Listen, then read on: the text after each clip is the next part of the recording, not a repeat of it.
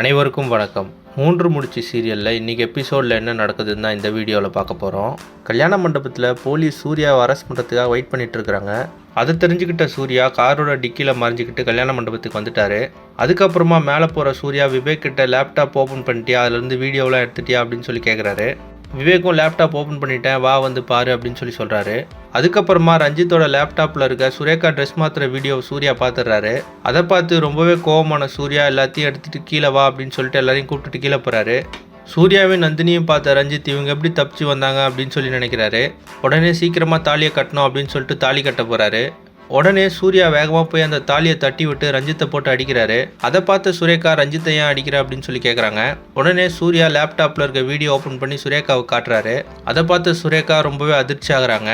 அதுக்கப்புறமா சூர்யா ஏமாவை கொலை பண்ணுற மாதிரி ரஞ்சித் ரெடி பண்ண வீடியோ ஏஐ வீடியோ தான் அப்படின்னு சொல்லிட்டு சூர்யா நிரூபிச்சிட்டாரு. அதுக்கப்புறமா ஹேமா சாகிறதுக்கு முன்னாடி ரஞ்சித் என்னை கொலை பண்ணுறாரு அப்படின்னு சொல்லி எழுதி வச்சிருந்ததையும் நந்தினி காட்டிட்டாங்க போலீஸ்கிட்ட.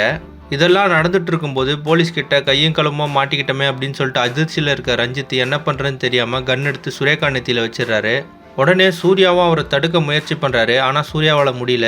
இதெல்லாம் பார்த்துட்டு இருந்த நந்தினி எப்படியாவது சுரேகா அம்மாவை காப்பாற்றணும் அப்படின்னு சொல்லிட்டு ரஞ்சித்தோட பின்னாடி போய் சுரேகாவை காப்பாற்ற முயற்சி பண்ணுறாங்க. ஆனால் அதை பார்த்த ரஞ்சித் உடனே நந்தினியோட கையில் ஷூட் பண்ணிட்டாரு. அதுக்கப்புறமா ரஞ்சித்தை வந்து போலீஸ் பிடிச்சிட்டாங்க. இன்னொரு பக்கம் சூர்யா நந்தினியை கூப்பிட்டுட்டு ஆம்புலன்ஸில் ஹாஸ்பிட்டலுக்கு போகிறாரு.